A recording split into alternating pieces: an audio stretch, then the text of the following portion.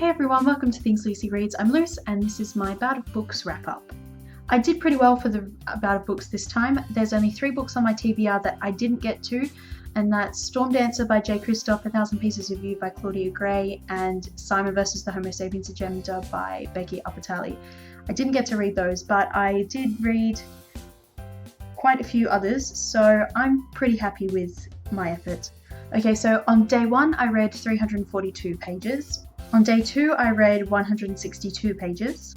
On day 3 I read 322 pages. I didn't read anything on day 4 because that was the day that the Supergirl trailer was released, so I spent all day being excited about that, and I'm sorry to say that that was more interesting than the book I was reading at the time. On day 5 I read 129 pages. On day 6 I read 199 pages. And then on day 7, I finished the readathon by reading 274 pages. So my total page count was 1,431, which is a pretty good effort, I think. I'm really happy with that.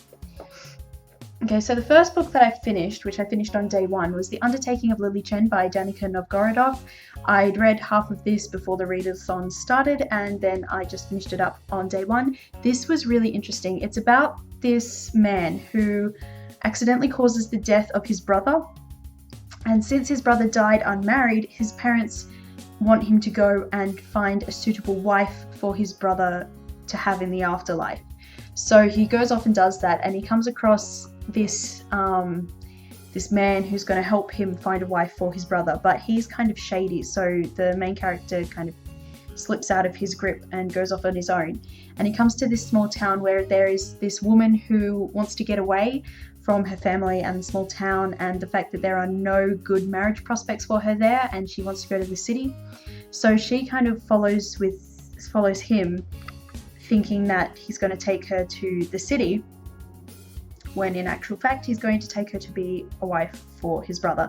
So they go along trying to get back to the man's hometown, and all the while she thinks they're just stopping off there on their way to the big city.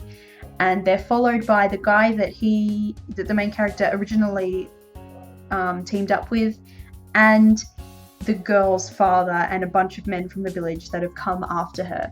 And so it's all about their adventures and just this journey that they take.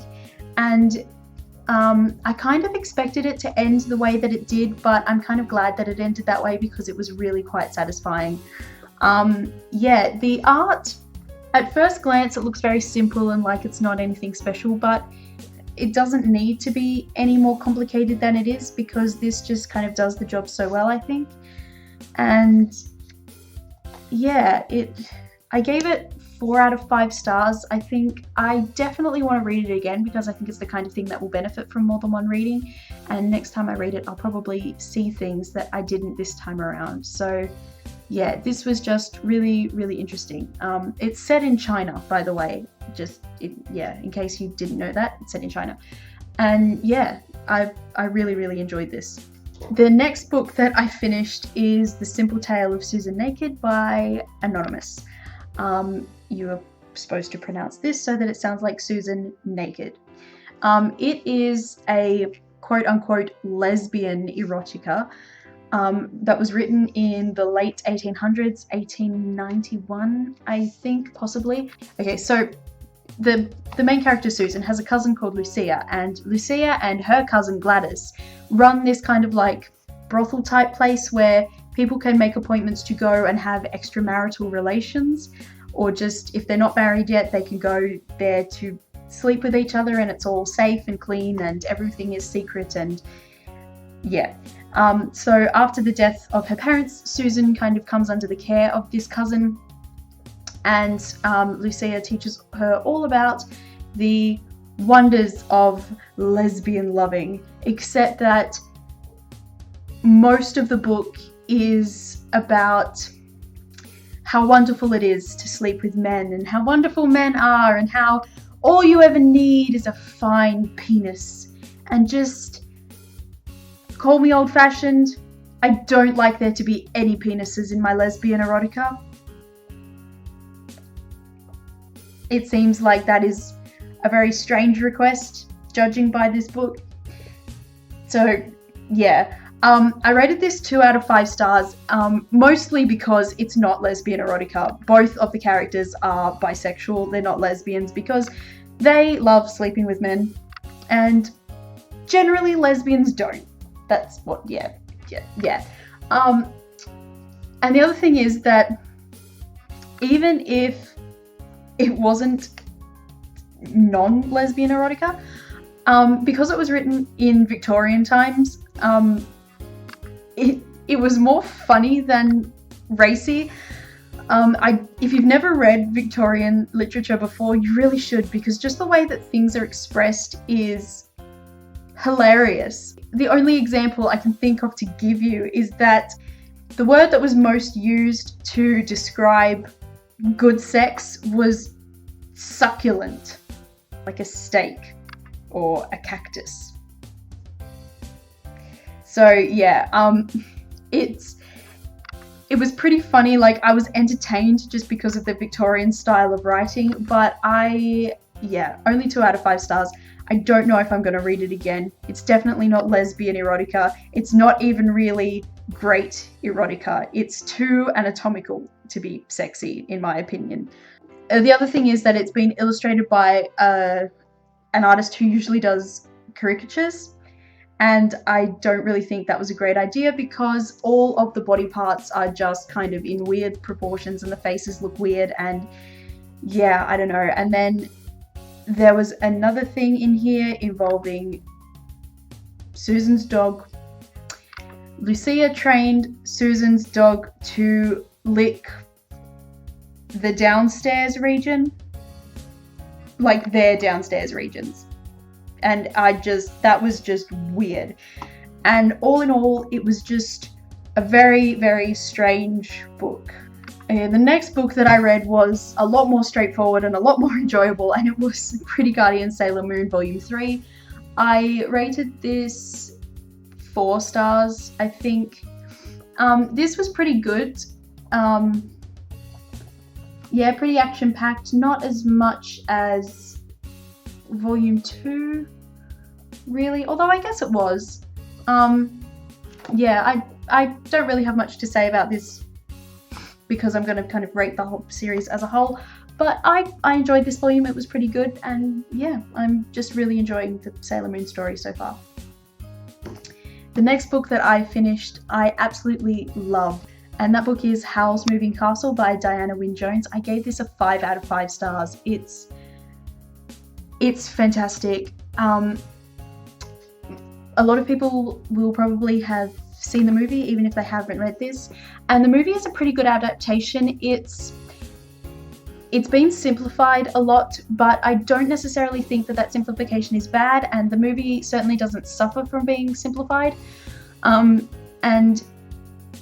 like, I love that movie, and even after rereading this, my feelings for it haven't changed. I love it. I think it's amazing. So if you like the movie, you should definitely pick this up, because this just has so many more layers, and there's so many more facets to the magic and the characters, especially Howl's character.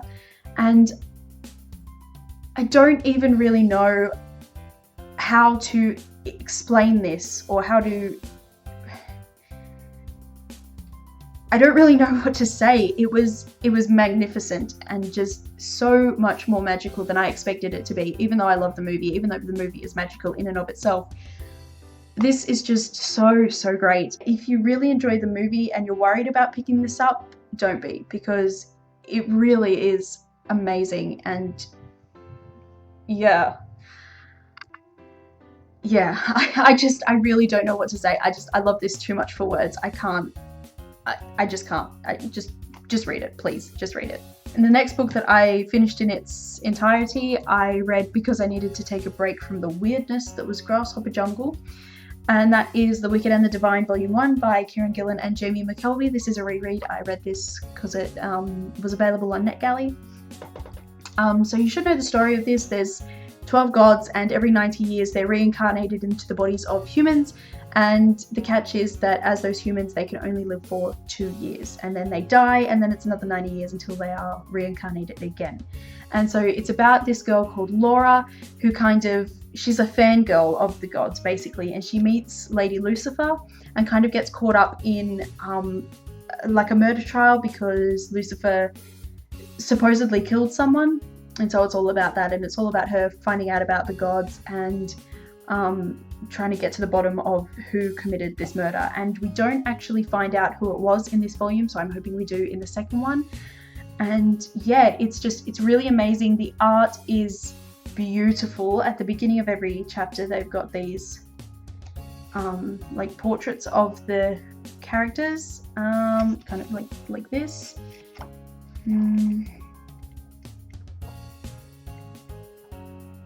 And Lady Lucifer there, and just it's really, really amazing. The first time I read it I only gave it 4 stars. This time I bumped that rating up to 5 stars. The first time I read it I only gave it 4 because I found the beginning quite confusing, even though I knew the story and the concept, but I didn't have that confusion this time around. I was able to just pick it up and get straight back into the world and the story, and I understood it better the second time. So that was a point in its favor. So yeah, this is genuinely amazing. It's really great for